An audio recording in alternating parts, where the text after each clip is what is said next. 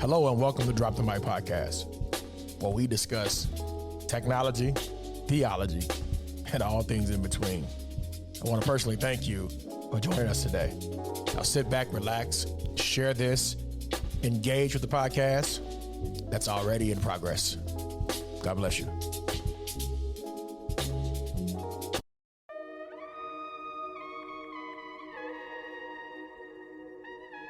Yo, what's going on, y'all? This is your boy DK Hammonds.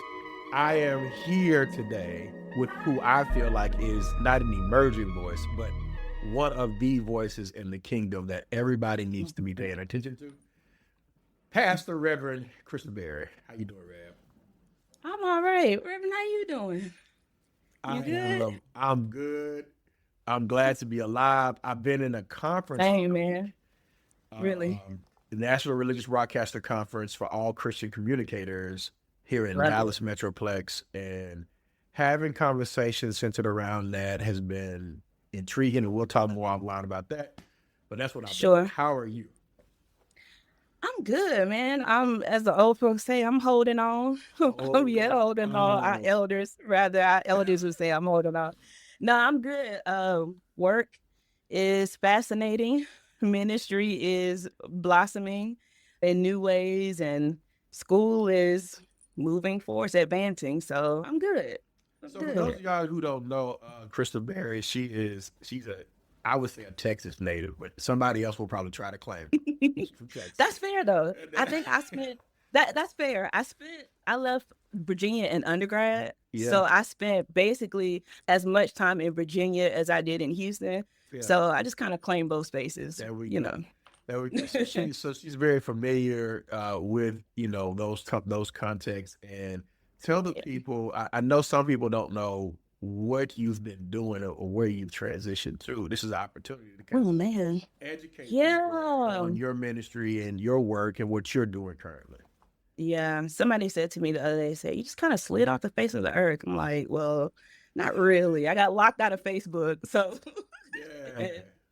I don't even, the page is deleted by now, so it is what it is. But no, so in August, I moved from Houston to North Carolina. I started a position here at Duke Divinity School as Associate Director of Black Church Studies, which has been a great opportunity for me. Not something I ever thought I'd be doing, but it's amazing. I got my work cut out for me, but this is good stuff. And so I'm glad to be here. And then on the flip side of that, when you move to a new space, there are different cultures you have to learn, right? So moving here, there was like trying to learn the culture of like North Carolina. Yeah. Then there was trying to learn the culture of like the big university of Duke. And then there's like the Divinity School. So there are like all these different like levels and cultures and stuff to learn. So it's been cool.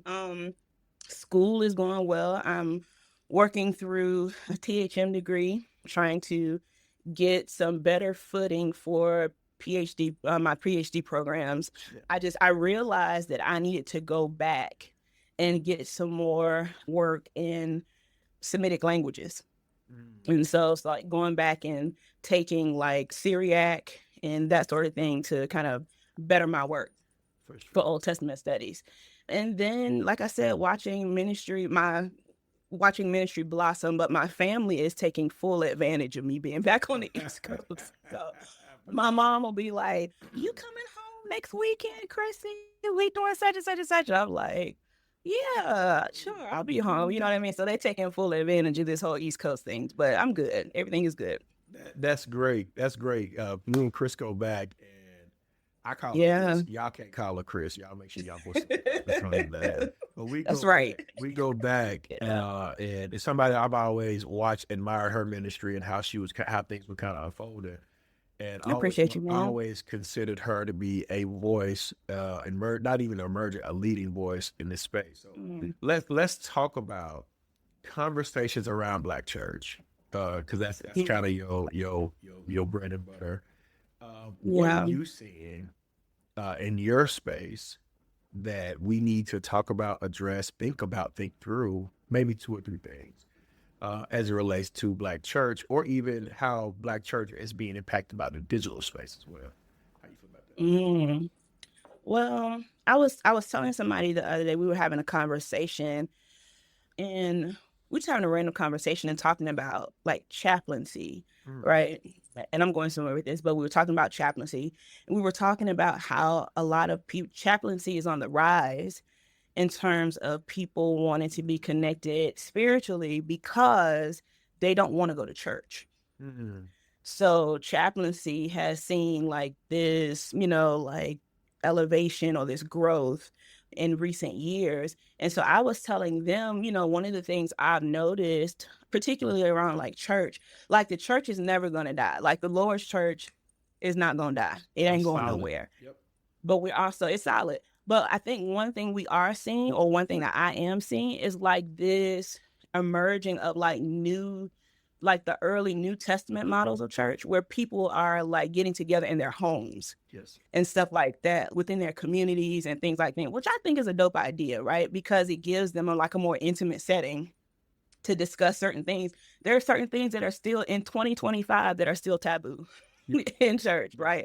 And, it's unfortunate, but there are some things that are just still taboo in church. And so they're seeking these smaller, intimate spaces to discuss these things. And, I think there are two parts to that. I think it's great to have those spaces. And I think sometimes it might be able to even be a challenge to be in those spaces, because it really just depends on who's leading that space, right? Yeah, sure. People are discipled by several things. They're discipled by music, they're discipled by media, they're discipled by movies, they're discipled by whatever conversations they come in contact with. And so I think there are some risks associated with, some of the smaller groups, but I do think there are some pros that are associated with that as well. Oh, without a doubt. I'm seeing not necessarily the death of movement when it comes to the megachurch model, but I am seeing people just have a preference for something a little bit more intimate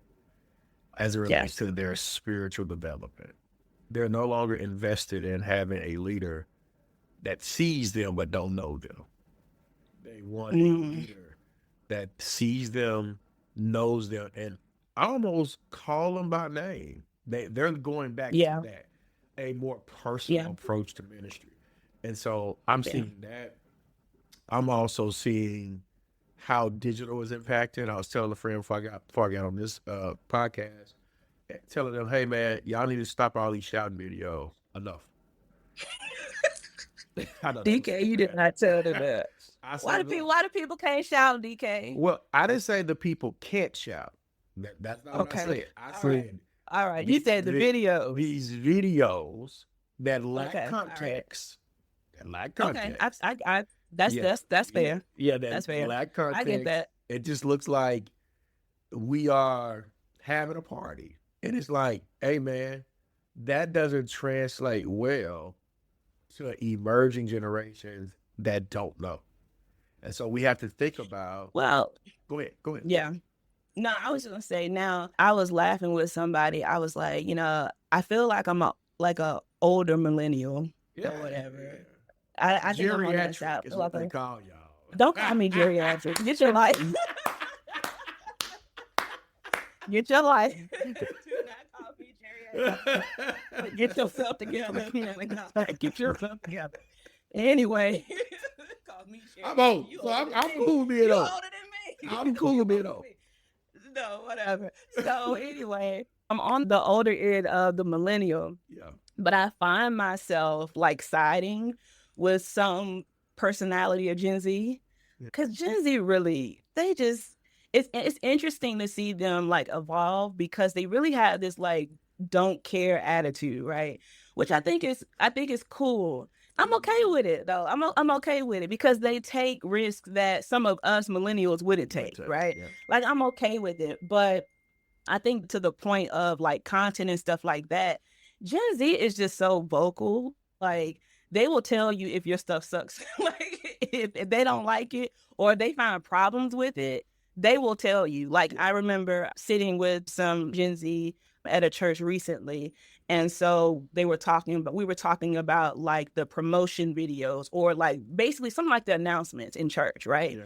And they were basically like, no, the announcements are boring. Like we just kind of scroll through our phones, and maybe that's not necessarily generationally specific, Yep. But they were just like, no, it's not really, not really capturing. And I don't know if it's about entertainment or anything like that, but, Yep. just like content in general, like, but they're very honest, even to the point of like sermons and stuff like that. Like Gen Z, they will Google you in church. they will, I have no problem with they will Google your sermon in church. And like, get in their groups, back in the day, they had like the AOL chat rooms. Oh, like, no doubt. You're going to be on the group chat before the service.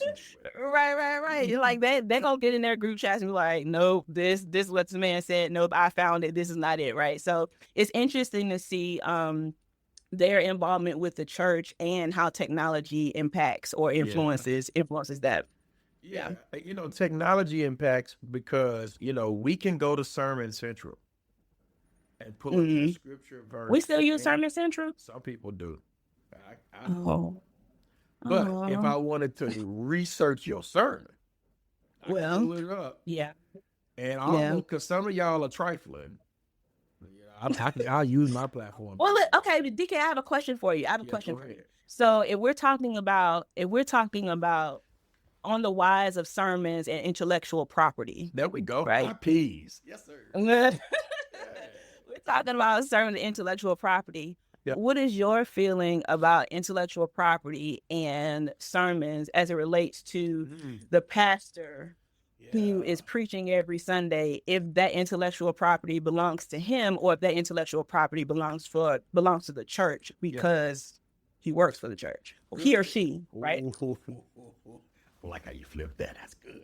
Yeah. All right. Yeah. So intellectual property, and you'll hear us use this interchangeably, intellectual property and IP, as it relates to the prophetic witness or voice that is preaching in church. Here's the truth. The church in of itself, as a nonprofit entity, does not own a pastor's intellectual property.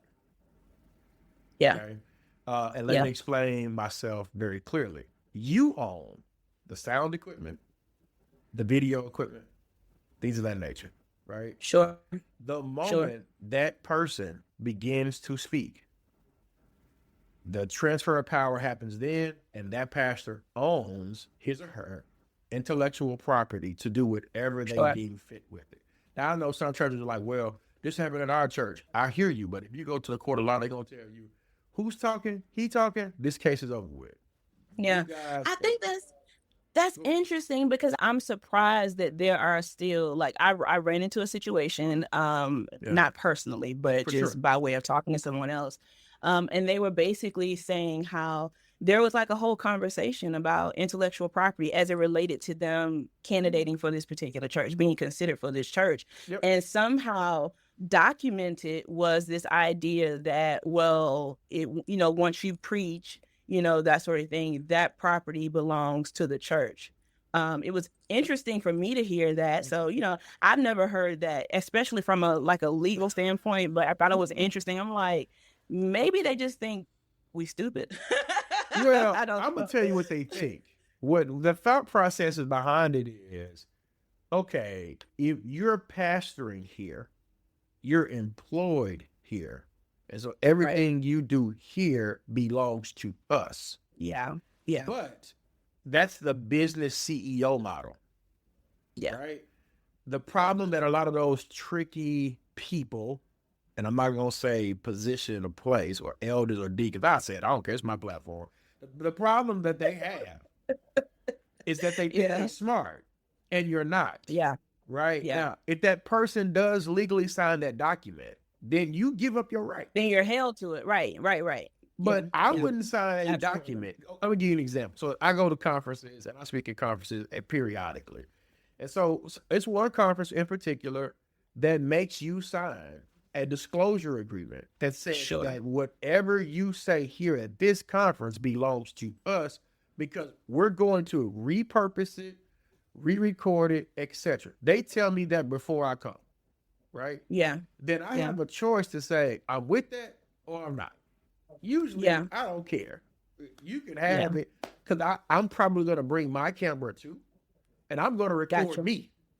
That makes sense. Because that's my intellectual property. So if I'm a pastor or a leader or a thought leader, I'm saying to myself, Okay, cool. You can record, but I'm going to record. Do you have a problem with me? That makes sense. That makes makes sense. sure it's even. I'm not asking Yeah. anything from you. So everywhere I go now, I have a Osmo 3 DJI. I take that with me. I put the microphone on top of the podium and I begin to speak. Right. So I have my own intellectual property, and you can have that and do whatever you want to do with it. So that's what I Sure. would do in exchange for that. If you have that, Yeah. if you don't, please inbox me and I'll show you how to do that. Because what I would Sure. do also, when I can't take my DJI, I would hire a videographer. I Yeah. would hire them to come where I'm at to record the session. That way, I already got it, and it doesn't belong to anybody but me. It's my intellectual property. Yeah. Yeah. So No, that makes sense. Yeah, that's what I would say. And preacher, Yeah. pastor, if you're in that particular position, please don't sign over your rights, your Right. voice as a Absolutely. leader. Because the most important thing outside of your voice, I'm gonna go down this road too since we're here. The most important thing Yeah. outside of a preacher's voice is the transcription, just like the Yeah. Bible. And so I can Yeah. use that transcription to do a myriad of things with on down the road. So the most important thing that you say is the word that you speak and the words that we record, because we can repurpose them. I'm at a place repurposing. I'm going to say this. I'm repurposing off this podcast in 11 different ways. Yeah. So when I hit end, Facts. it's 11 different ways Facts. it's going to get cut. Facts. So a Yeah. pastor or a leader can do the same exact thing if they know what they're doing with that. Yeah. So one of the things I'm working on with, there's a pastor that I'm working on this with, is my personal belief is that specifically in the Black church, we have the ability to create our own curriculum. Yes. Dedicated specifically to our congregations. And what I mean by that is the sermons that get preached on Sunday, the series that are being done, that information has the potential to be turned into church-wide curriculum, right? Yes. You have people who write curriculum who sit in your congregations. You have people who are able to do like research that can help get a feel for what your congregation needs. We spend a lot of money buying books that don't speak to the whole of our congregations. And so we end up using bits and pieces and things like that. But I really think there is like, working with this particular pastor has just kind of like reignited like a passion that I have for writing.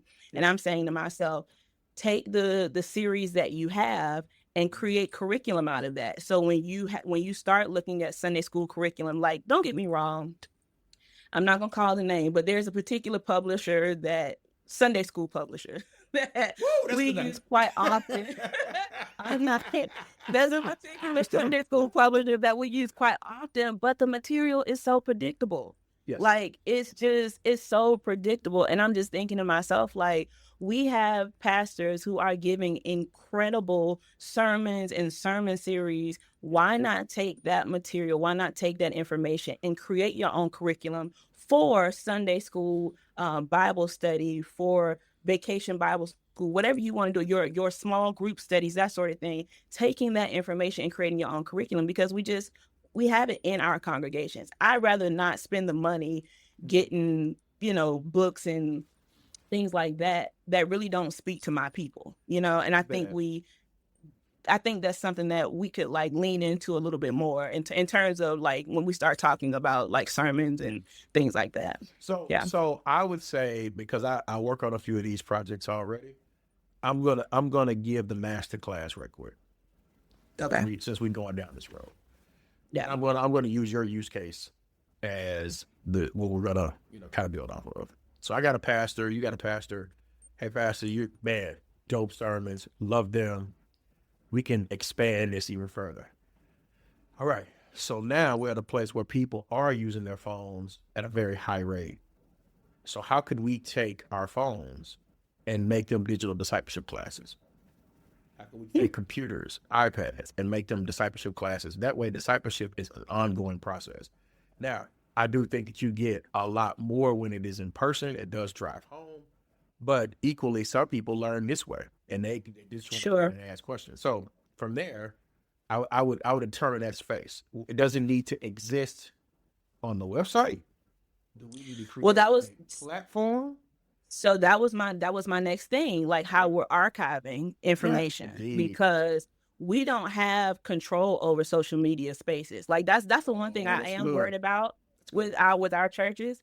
The one thing I am worried about is where we're archiving our stuff, because especially in political scenes like the one we're in now, we don't have control over these spaces. So at any point that they don't want our voices out there, they're able to snatch our stuff. So Facebook is great. It's just not reliable. Instagram is great. It's not reliable. YouTube is obviously a lot more like liberal, that sort of thing. But even that it's not owned by us. You get what I'm saying? So I don't know where we are in like talking to our churches. And I say our churches because I love the Black church, but talking to our churches about how we're archiving our information, our services, all of those things, because we just don't, these other spaces are just not, they're not dependable. Flat out. Let me continue down the process. I got you. I can tell you the process. It's gonna bless you. You got the solution. Yeah. I don't know if I need to put this out because this is dope. But I'm gonna give you context here. It's good stuff. Okay. All right. So the process works like this. So pastor preachers, we're gonna have a various space that belongs to us that we own. Usually that space is gonna be on your website, embedded by a different technology. There's various technologies that already do this. So you have a Kajabi. You have I never heard of that. That's fine. You have Kajabi. Put me on. I never heard of it. You have Kajabi. You have Teachable. These things allow us to do our classes digitally, place them somewhere else to be archived, allow videos and quizzes and all the likes, and people can have almost a university experience. The shift is happening where these people that's in church don't necessarily trust seminaries or colleges. They do trust their local church. So the local church now is more responsible than ever to educate their people. So that's one way to do it, right? It's a lengthy process, but I know the process. Is it economical though? I feel like for a local church, yes. I feel like it's one of those fees you have to eat. I'm sorry. I know there's more responsibility we put on a local church. It's one of those fees you have to eat. Now, is this a we don't get new pews, you gotta eat, or no, or like it's a monthly subscription. Okay. It's a monthly subscription. Got it. So it ain't one of those you gotta pay $2,000 a month. No. Okay. It ain't going down that road. It's more so, I would say, between $29 and $100 a month, maybe. It's not bad. And you're going to be putting the information up there and providing the course and curriculum for people to learn. So imagine you going into a room for people to learn and be educated, and be educated. And so when you're educated at the same place, now we can walk through this together in this particular place. So imagine your baptism could be this. Your baptism class could be this way, or your new membership orientation class could be this way, or whatever. And so I'm working on that with the church now. And we're doing this very same thing. So I can show people that, yes, Black people can also create a tool that their people can be resourced at any moment's notice. Now, the archival of conversation becomes very different because archiving happens in a myriad of ways. So I will walk you through that. So if a person, once the pastor says, will you come? Do they invitation of discipleship feed cuts? We cut that feed on the back end. Some of us are taking that feed and put it on Dropbox. Some of the people are saying we don't put it on Dropbox, or we don't have it in a Google Drive. We just have it on Facebook, and that's how you archive it. That's absolutely the wrong way. And so you need to have a supportive way. So there are various tools, like if you're using Resi has a library function that categorizes these videos. And this way, you never lose the videos as long as you have Resi.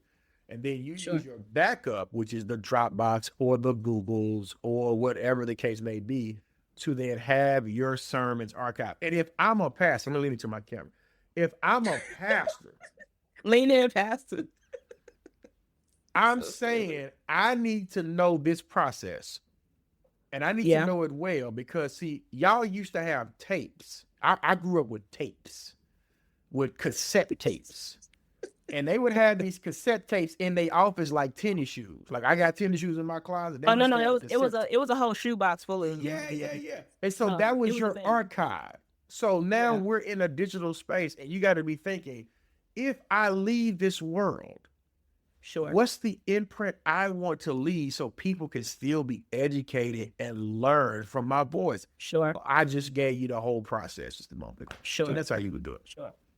No, I like it. I think, again, my one concern that really came out of, I think I've always had that concern, but one big concern that really came out of this last election was just like, if they cut all this stuff off and try to suppress our voices, and they've already started suppressing Black voices in several ways, but the church they're definitely coming for the church. We see Without a doubt how they come out to, pastors like, Pastor Jamal Bryant, the Kojic Church, whatever. So we've seen them, how they can attack the Black church. So again, my interest was in the best interest of the church and how we are able to archive this information. Yeah. And we got to always be thinking of ways to protect, back to the initial, the intellectual property of both the Black church and the Black preacher, or the preacher, Absolutely. or the church, however you want to categorize your category. Absolutely. You have to be thinking of that. And if you are not thinking of it, if you're a small church, you are saying, man, let me pull this video and put this video on a jump drive so I'll always have it and I can always go to it. Equally, it's helpful because now you can say, okay, if you got a sermon or you got a series or you got something, we can draw from that. Now we got books. Now we got classes. Now we got this. Listen, we got a whole lot of stuff we can do. It's so much stuff that can come from that. Those 20, 30, 40 minutes can become so much more. Can become so much more. Even down to our writing. Like, I'm so passionate about writing because we have to preserve our voices in different ways. Like, our voices have to be preserved in different ways. So getting back to writing, and I know it can be time consuming, right? Everybody doesn't have time to just kind of sit down and write, but I tell people all the time, like, one, you can take, we have voice recording, platforms, that sort of thing. Sometimes it's just about talking about how you feel, just talking through certain things. And then you have platforms that can transcribe what you say, you know what I mean? And somebody can go in and edit that information and bam, like you looking at a book. I remember one sister I was working with, golden sister, but writing was not her thing at all. And it was very apparent, but we literally sat down and had a series of like maybe 8 or 9 conversations.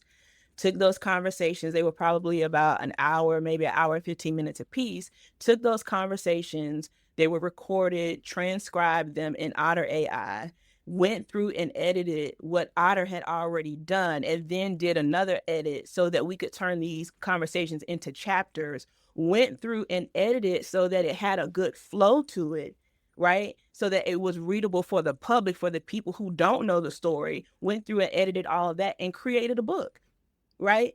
Book did well in her, and for her community, it was like the story of her sons and her journey with her sons and stuff like that. But just going through those steps. And my thing is, like, even if, you don't have to, it's not the old school sit by, a lampshade or sit by a lamp and, have an inkwell and write out your book. It can be a lot more simple. It can be a lot simpler than that. But I think just taking the time to like actually do those things is helpful. Yeah. My sister has just plugged her business, and I definitely want you to speak about that later. Lord. Definitely got to let the people know how they can follow that process, because she just gave you the game in terms of, at least, like, I'm writing a relationship book. But I'm also putting out the video. You're writing a relationship book, DK? I am. What is it about? You gonna tell the people? I don't have no problem. It's about 28 days of love, church, and relationships. I'm literally taking. This is my 3rd book. So I'm taking what I'm already said and expanding the thought to make it more clear, to be something that you can just follow, right? So you have my videos and you have my book, and you can follow how to have a better relationship that is Christian centric. Because a lot of y'all be listening to these clowns that make you want to pop balloons. Who are the clowns, DK? If I knew their name, the pop the balloon, I call their name. The pop the balloon crazy is nuts to me, but because I call their name. Hey, that's coming out after this series. Links will be available. But we're at the 30-minute marker. Reverend Berry, tell the people how they can follow you, how they can learn more about your writing and book writing and things of that nature. Tell the people what they can do that. So, my current social media platforms, on Threads, TikTok, and Instagram right now, you can follow me at ChryssyGale_KB. I told you that Facebook has given me the boot, so we're trying to decide if we want to go back to Facebook or not. DK says I need to go back to Facebook, but we're going to see what the Lord says. Yes. I'm over Facebook right now. But yeah, you can follow me there. And then I'll have my website link in my bios. I need to update my website for some new initiatives. But I'll be able to put my editing website information in my bios on my social media. So just kind of follow me on there, and you'll get some updates from there. Thank you so much.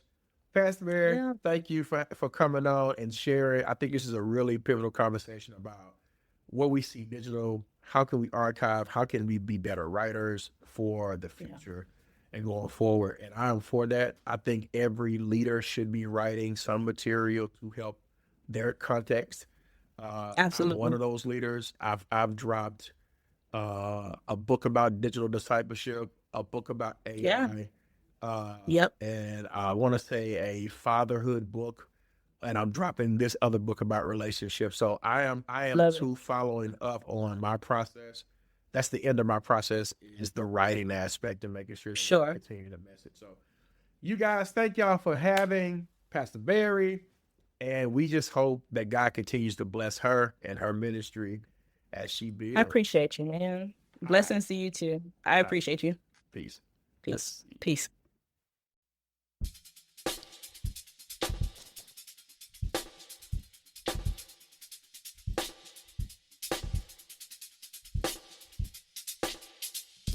Thank you for listening to today's podcast. My hope is that the podcast added value to your life. Please, please, please subscribe from your favorite application, leave us a review, and even follow us on YouTube for your up-to-date information. Thank you. Peace.